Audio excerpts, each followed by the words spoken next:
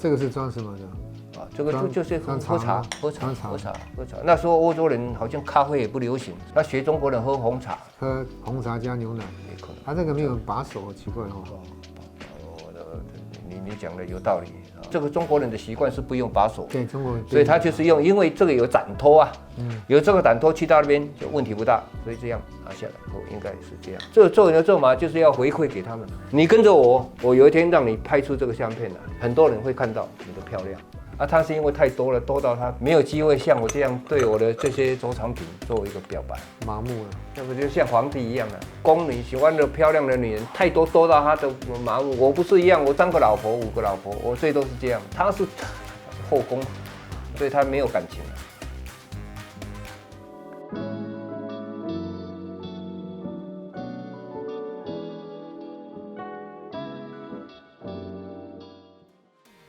大家好，我是郭光义，旁边蔡国良蔡先生。我们今天开始换了制作的单位，应他们的要求，我们做这样简单介绍。我收瓷器收了30年，蔡先生说的产量是世界级的。今天讲的题目就是讲这个转变期，一般的界定就是以万历30年一直到康熙20年，前后横跨大概75年左右，是一个风雨飘摇、改朝换代，还有内乱，所以官窑是停止了，但是民窑还是相当的兴盛，所以很多人研究这一块。比较专业的，我们请蔡先生对这一段时期的瓷器有没有什么特征，他做一个说明。从明朝万历以后因为那个时候有发生几次的民变，所以景德镇几乎是属于停烧的状态。康熙20年之前的用瓷都是属于官搭民烧明朝末年一直到康熙19年之前这一段的瓷器，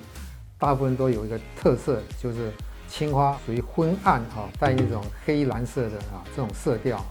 再加上他们没有什么款，民窑烧的大部分都是双圈款或是一个叶子，或是一些动物像兔子这种款这当属于是很容易的辨别，这是清早期的一些民窑的作品到康熙19年派的一些督陶官以后，才有一个官窑的生产那么我们开始让大家欣赏今天给大家准备的瓷器，谢谢各位。这个花菇高度算是比较高的，大概40多公分有，45以上，然后是完整的，主要关键它底下也是这个双圈款。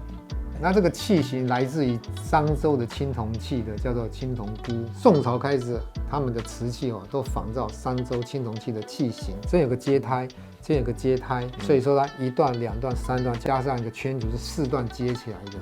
等于说真是手拉胚的不是那种灌浆的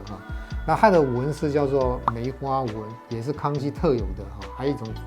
另外一种叫冰梅纹，就这个有像一些冰片那从这个器型来看，它这个是属于康熙差不多早期的东西。那我刚才看了一下这胎它不属于官窑器，但是不是官窑器能做到那么高档的水准，那就属于官古窑器官古窑器是说皇帝的兄弟啦、王爷之类的，在民间找一流的这个专家工厂来烧造的。这个底胎叫台阶式的这个也是康熙特有的一些特征它的水准就比较官窑了这件彩瓷没有款，4个开关，2两相对，一个是龙凤，那么一个是30花鸟，它是用上酱釉口几何的这个花纹明末那时候这些我认为是比较典型的。这个罐子它后胎很稳重，如意云头纹这个是明朝的比较容易喜欢画的纹饰4个开窗那这边是龙凤这个纹饰仿制宣德常常画这种龙凤纹，这个龙好像在跳舞一样那这个叫做花蝶太湖石花蝶纹，这也是仿制明代的一些纹饰。明宣德常用这种纹饰，五彩是没有青花的，只有加一个青花标，它是2次烧，第一次烧青花釉下彩，第2次再烧釉上彩，所以我们叫青花五彩所以这个烧造的这算比较繁复，手续上比较繁复。它主要特征在哪里？它这边有跳刀痕里面有火石跟跳刀痕这个也是在那个顺治康熙的时候的特征一般来讲有酱釉这种口沿有酱釉的，或者是说这个是在顺治一到康熙早期都会有这种东西到康熙中后期的话，比较高档的官窑就用金边的描金的方式，更高档的。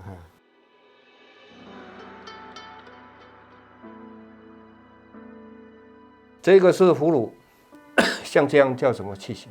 胆瓶吧，类似胆瓶的哈。这个青花花色看起来都是非常标准，所以我估计是同一个窑区或者一个窑厂陆续生产出来，几乎同时间。给大家就是收藏者做一个参考。你看看底下是2条龙，上面1条龙，青花釉里红，底下是万历款。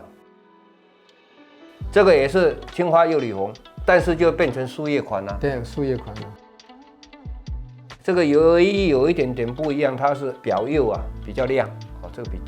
这2件还亮一点。那么它是青花釉里红，这个跟它差不多一样大，那么型完全一样，中间加一个很明显的这个弦纹。同样一个窑厂，它出来的东西啊，它是有时间序的，它互相会有影响，包括造型，包括画工一些特征会有一些连带性。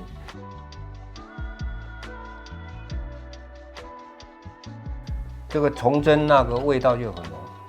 明末崇祯，尤其我感觉崇祯，因为这个是明末的那个官服、官帽，青花的那个色料深黑，但是它是双圈款。崇祯那个时候是基本上无款，双圈款基本上也是清朝以后，清朝的前后连接啊，非常接近啊。对。那时候就是今天这个皇帝，明天搞不好不是皇帝，所以就是也是比较。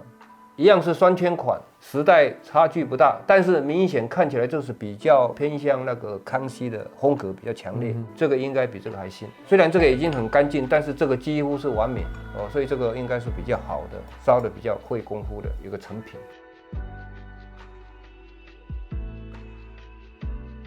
后面写天启年，这很确定天启的东西。受了强烈的日本的风格，倭寇在中国进出是从明朝一开始就是倭寇进出，所以为什么洪武为海禁，其中一个很重要就是倭寇一再骚扰，所以在那一个情况下呢，给日本一个机会，你海禁，你边贸外贸没有了，被大大的一个降低了，所以欧洲人怎么买高档的瓷器，日本已经有了，就日本卖。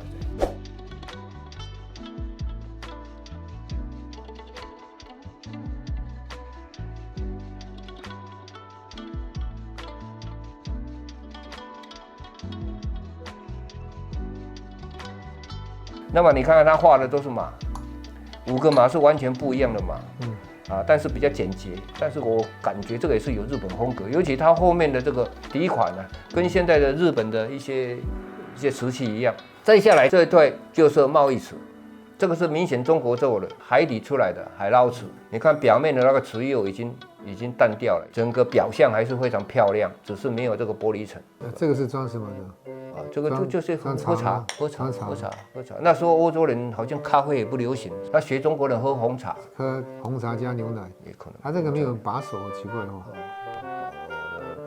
你讲的有道理。这个中国人的习惯是不用把手，对中国，所以他就是用，因为这个有展托啊，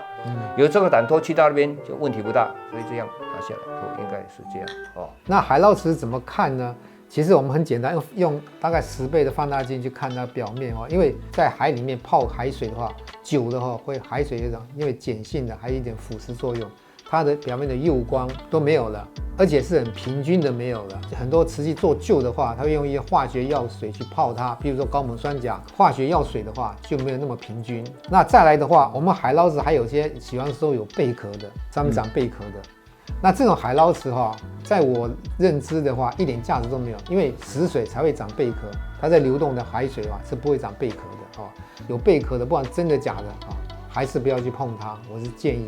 我工作现在都是用 iPad， 我已经不用电脑那个但是我都是现在处理。比较严重就是背有时候比较会酸而已，不像在这边还要装，第二个还要讲话。我台湾穿西装，我台湾腔又难听，我还要。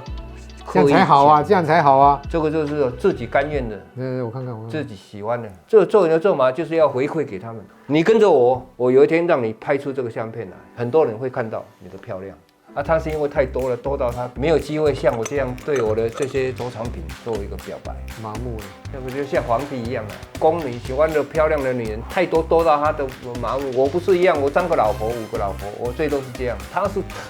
后宫，所以他没有感情。同意吗？不同意。不同意。好，我们讲这个转变期，风雨飘摇，但是民间常护渔民啊，所以民间我们看到一些民间的瓷器还是很好。